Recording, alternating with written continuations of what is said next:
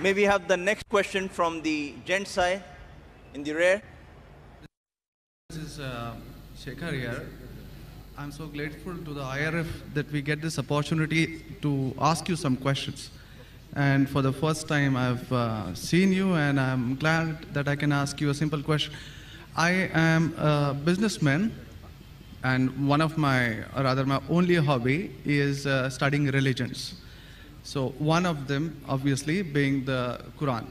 So my question is fairly simple. Like, I really liked what you spoke about Aisha. That was a very wonderful thing that you said. So my question is fairly simple. I'll make it very small. But I really hope that I have the opportunity to cross-question you after you answer me on your answer. Thank you. So we see in Muslim, book number 4, number 2127, wherein it says, a part of it that is, he stuck me, Aisha, on the chest, which caused me pain. Further down, if you look at Mishkat al-Masabi, volume 2, page number 690, repeated again in Muslim, book number 9, number 3506, a part of it, I'll just get to the point, wherein Umar is trying to say to the Prophet, or rather trying to make him laugh, he says, Messenger of God, I wish you had seen the daughter of Kharija, where she asked me for extra money, and I got up and slapped her on the neck. God's messenger laughed and said, they are around me, as you see, asking for extra money. Abu Bakr then got up, went to Aisha and slapped her on the neck, and Umar did the same to Hafsa. Now we see something of a pattern coming in. Then if we just jump to Quran chapter 4, verse 34, and those wives you fear may be rebellious, admonish, banish them to their couches and beat them. Now, as I understand from your talk, that there is equal punishment for both man and woman. I'm not contending whether they should be beaten or not. My point is, what is the right of the woman if the man is wrong? Because he gets to beat her up. Brother asked a very good question, and I give you the right to cross-question me after the answer. It is granted. The brother quoted hadith of Sahih Muslim and Mishkat al-Masabi. Do you know the relationship between Hafsa and Hazrat Umar? Well, I've not really got to the point that much. I'm still studying. Do you know the relationship of Aisha and Abu Bakr? May Allah be pleased with them both. Her father, if I'm not mistaken. That's right. I'm asking you a question. Are you married? Yes. Yes. Do you have a daughter? 2 of them. 2 of them, fine. I get to go to heaven. Sorry? I get to go to heaven. No. If you bring them up correctly, I remember with love and compassion, then you'll go to heaven, otherwise not. But, just kidding. But that is only righteous deed. Without iman, you can't enter Jannah. So for you to go to heaven, besides upbringing your 2 daughters correctly, you have to follow the laws of the Quran and the Sahih Hadith and be a believer. I understand. That we'll discuss after answer to you. I understand. After answer, inshallah. I'm asking a simple question. Suppose your daughter, if she wants to jump from a 10-story building, what will you do? I'll stop her. Is she adamant? What will you do? Point, yeah. You get the point, very good. If she wants to jump, no, I want to go. I want to fly like Superman. Dad, you are preventing me from being a Superman. What will you do? Well, I'll stop her, obviously. Will you slap her or not? If required. She says, no, I want to jump. What will you do? Well, I can ask it the other way around. What I'm asking, my wife brother. sees? I'm asking. If she wants to jump from the 10th story. I will hit her. If required. Not normally. You will say, Arey beti, jaan do na, Superman mat bano. Nahi banne ka abba. Jump marne ka hai. Ab dekho kaisa udti hu main. I want to fly. One flap. A father is cruel to be kind. Yes. Now, our beloved Prophet Muhammad said, anyone who does not love Allah and His Messenger more than his own life, he is not a Muslim. Anyone who does not love Allah and His Messenger more than his own life, he is not a Muslim. So there are many occasions what happened that sometimes they were disrespectful to the husband. Not a normal husband, Prophet Muhammad sallallahu alaihi wasallam. There were many occasions, not one occasion. There are many occasions, Hazrat Umar, may Allah be pleased with him, and Hazrat Abu Bakr, may Allah be pleased with him. When they came to know that one of the wives has caused pain to the Prophet, they were the father-in-law of the Prophet. But they love the Prophet not only more than their daughter, they love the Prophet more than their own life. There are many occasions. Which occasion you are referring to, I don't know. There were occasions when they came to know that my daughter has caused pain to the Prophet of Allah. How dare she does it? They being father, they have the right to slap. Not you and me. For us, they are the Ummahatul Mu'mineen. They are the mothers of the believers. But yet, they were human beings. Even the wives of the Prophet. Though they were wives of the Prophet, they are the best examples, yet they were human beings and they did make mistakes. Like the ayah recited by the Qari, Surah Nisa chapter 4, 32. They want equal rights. There was in Surah Azab chapter 33, where the wives of the Prophet tell the Prophet, why don't you give us the luxury of this world? They objected, why are we undergoing such a life of poverty? So Allah sends a revelation. If you want this world, I will grant it to you, but you will not get Jannah. The verse of the Quran says, I will free you. That means, if you want, I will let you go free. Divorce, not that he divorced. And you can get the luxury of this world, but you won't get heaven in the hereafter. And the wives of the Prophet, they repented and they asked for forgiveness and Allah forgave them. So here also it's in context. And going against the Prophet is more bad than jumping from top. Jumping from top, your daughter will kill herself, that's it. Correct? But going against the Prophet is more bad. Did you get the answer? Sir, but my question still stands. I understood your point. I haven't completed my answer. Okay, you asked the question, no problem. My question is pretty simple. I haven't completed my answer yet, brother. All right. Because I know your question was in two parts. Then you quoted the verse of the Quran, Surah Nisa, chapter 4, 34. Yeah. And said about wife beating. I want to complete that before you answer. Otherwise you say Zakir answered half. I only answered one part of a question regarding hadith. The second part is of Surah Nisa, chapter 4, verse number 34. Exactly after the verse that was recited by the Qari. After verse which says, Ar-Rijalu Qawwamuna 'ala an-Nisa, that the men are the protectors of the women. The verse says that if they're disobedient, then don't talk to her. After that, don't share the bed. Then the Arabic word is daraba, means beat her lightly. The Arabic word is beat her lightly, daraba.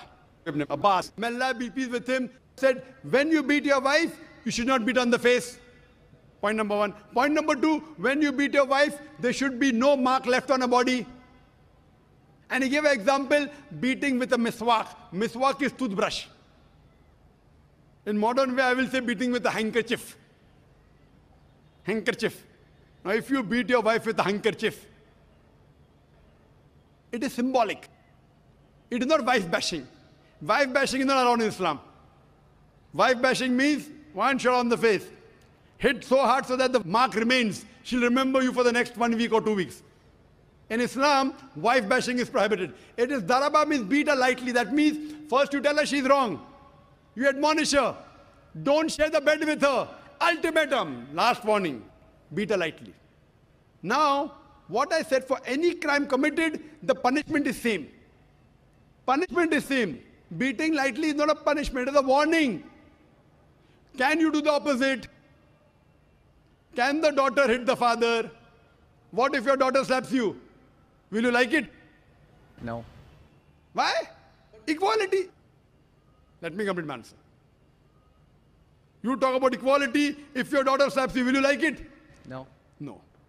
There may be occasion when you get lunatic, when you become very old, and if you want to jump and then she slaps you, I will agree with her, correct? Though you said, no, I'm agreeing with you. I understand. I'm helping you. You understand, but you don't understand me. No, I do. I'm helping you. Okay. If you grow up and you become a lunatic, you become senile, you want to jump from the 10th story, your daughter says, Abba, mat karo, don't do, father. She may have to slap you. She's doing in good faith. Accept it.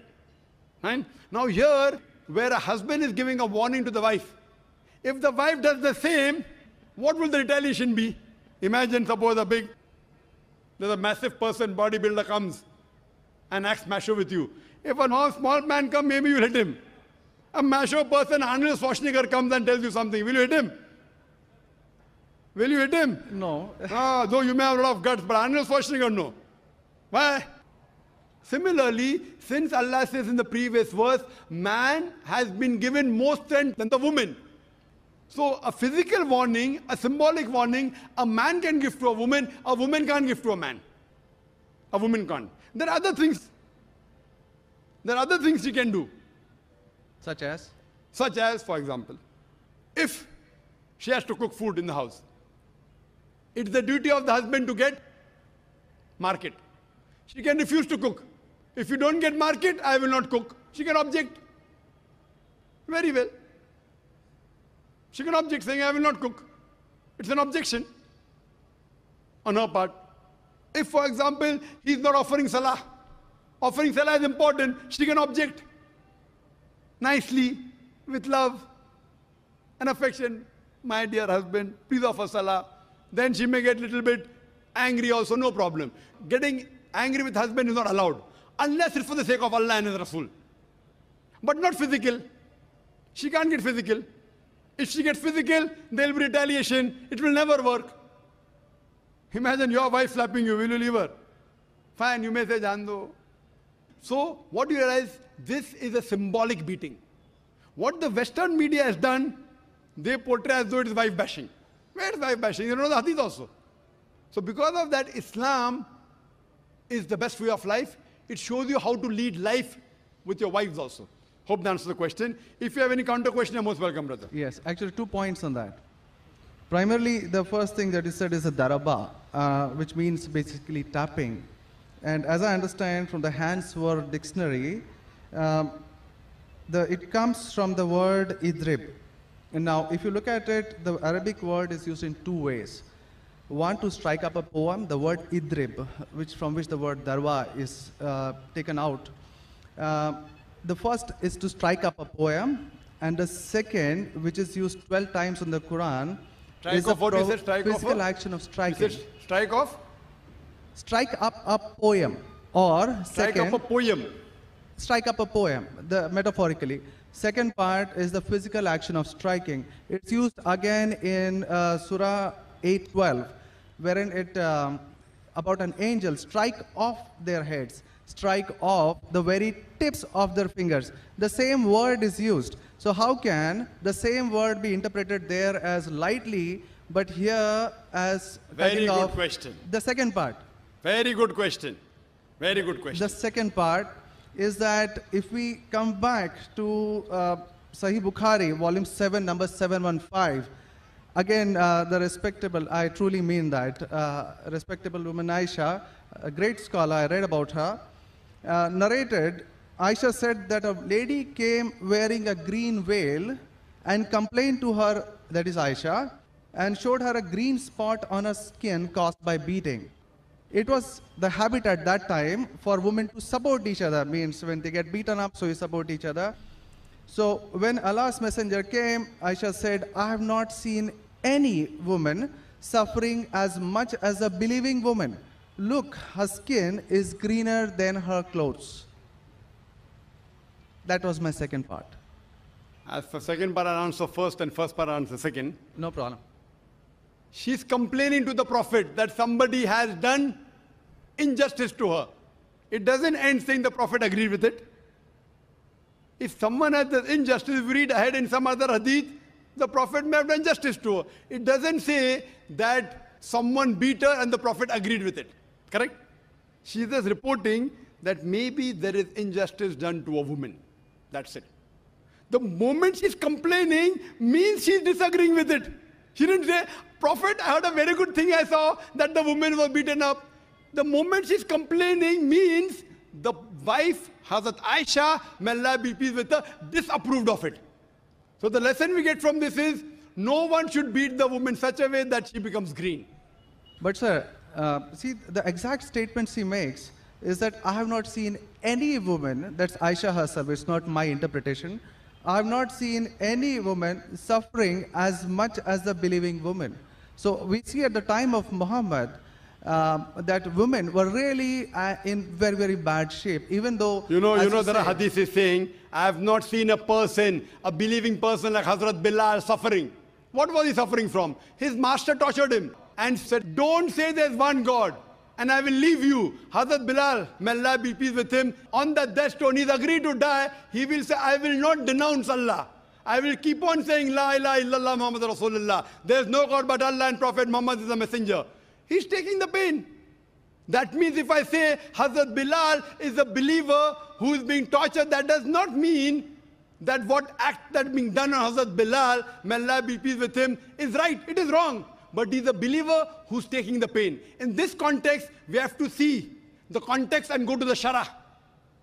You have to see Fath al-Bari. And what was the woman? Was she, what was she? Who tortured her? Was it the master? Was she a slave woman? You have to go to the Shara. I'm not a muhaddith. I'm telling you what the answer can be. You have to go to the Shara and find out. Why was she? Who hit her? Who beat her? Did the husband do? Was the husband a believer? There are 10,000 reasons. But Just because, excuse me, in Mishkat al-Masabi, Brother Shekhar, volume 2. Brother Shekhar, yes. What I would like you to do, there are so many people waiting at all the mics. Precisely, concisely, I would like you to put your question in a few words and then close. Because you've got such a big sheaf of papers, there are many people I see waiting with small slips or something. Question. So we cannot allow this whole thing to go on. This is not a debate session. It's a question and answer session. I want you to put your question in the next 4 sentences. Let Dr. Zakir answer so that all the many ladies standing there here also get a chance. We have exactly 1 hour, 12 minutes left. We have occupied 20 minutes already. brother, initially you asked 2 questions and answered. You said, I want a counter. What counter you gave? In the counter, you're asking 1 more question. I don't mind answering your 100 questions. But in this rule, 1 question at a time, go behind the queue, no problem. You ask 2 questions, give the answer. You send out a counter question. With the counter question, you're asking 1 more question. So, I'm very kind, I don't mind. I would love. After finishing, you can come in the cabin.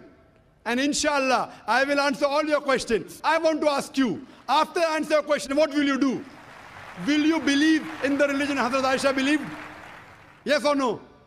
I yet have to answer your counter question. Well, it's not just this 1 point. There are many, many more. I'll answer inshallah all. How many are there? 10, 20, 50, 100? How many? Well, we can sit on that. How many approximately? Well, there are many more. I have not How really many? counted 10, 20, 100, 1,000, 10,000? How many do you have now in your mind? Well, I do have. How many? 10, 20, 30? How many? Yeah, probably quite a few. Maybe, Quite a few is how much? 5 or 10? Approximately. I don't know, maybe 100 questions. 100 questions you have? Brother, after this session is over, we sit together. Okay? Write down all the 100 questions. Inshallah. Inshallah. I will try and answer everyone. Okay? I request you, we'll spend the full night together. I don't mind, because you're a seeker of truth. And I'm also a seeker of truth, and my job is to try and clarify the truth. Not that I'm a scholar. I will try and answer all your 100 questions. But I doubt whether you'll be able to write 100 questions. I doubt. Coming to your main counter question, brother. That will be basically counter question. Counter question of yours is that daraba has got 2 meanings. One is strike off the head. You ask me then, how do you come to know which is correct? Correct? Exactly. In the counter question, don't ask 1 more question. That means you're breaking the rule. Sir, I'm just refuting what you said. Not refuting. See, you asked a counter question. Counter question was of daraba has got meaning of striking. That is the counter question. In that counter question, you asked 1 more question. You can't ask 1 more question in a counter question. You can ask 1 counter question, but that was a fresh question that you asked. Now coming to your question of daraba. You said striking, I agree with you. How do you come to know 1 time it is lightly beating, 1 time it is striking of the head? The verse in the Quran is there, in Surah Maryam, chapter 19, verse number 47. Mary, may Allah be pleased with her, she says, when Archangel Gabriel says that you shall have a son. So she says, how shall I have a son when no man has touched me? How shall I have a son when no man has touched me? Now if you go to the Lugha, your hands wear dictionary, all lanes, I believe you read my dictionaries, all this you can get on the internet. It's not difficult. You go on the internet and type, you'll get 100 questions against Islam. Not 100, you get 1,000. Very easy. Not that a person has done research. If you had done research, you'd have come to know who was whose father and who was whose husband and mother, everything. But you go on the internet, you get this very easy. Now, the Arabic word masa has got 2 meanings. Physical touch, it means sexual touch. So when Mary, may Allah be pleased with her, she says, how shall I have a son when no man has touched me? It is understood. It is not physical touch, it is sexual touch.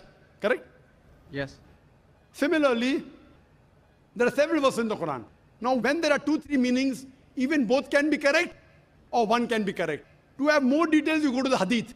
Hadith is the commentary of the verse of the Quran. Correct? Maybe the same word has got two meanings. In that verse, it means meaning number one. In the second verse, it meaning number two. Hadith is the commentary. So when we go to the hadith of this Surah Nisa, chapter 4, verse 34, talking about daraba, there the Prophet said, do not beat on the face. Do not leave a mark. Beat like a toothbrush. I gave the answer, but you were so much concentrating on the notes you have that you forgot my answer. If you have heard my answer, that if there are 2-3 meanings, all meanings may not be right. Maybe one is right, maybe two are right, maybe all three are right. Therefore, you have to go back to the Prophet. The Quran says, Atiullah, Atiur Rasul. Obey Allah and obey the Messenger. So when there are 2-3 meanings, you have to go to the hadith and find out what did the Prophet mean by that word. So there when it says strikes off that, it means strikes off. Here it means strike lightly. So therefore, if you know the supplement to the commentary of the Quran, it's the hadith. Without the authentic hadith, you cannot understand Islam. So a prophet said, it means beat lightly, like beating with a toothbrush, don't beat on the face, don't leave a mark on the body. So these are the guidance given by Rasul. Therefore, it is obligatory that besides the Quran, you have to follow the authentic hadith. Hope that answers the question. And inshallah, I'll wait for you after 10 o'clock in the speaker's lounge, inshallah. Yes, Brother Shekhar? Thank you. And since you have 2 daughters, you said you have 2 daughters and you want, sorry? And one son.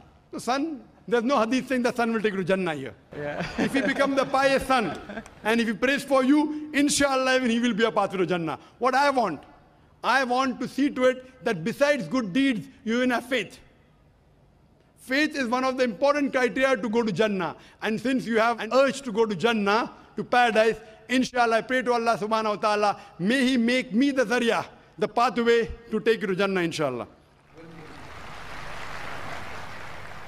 Yes, sister.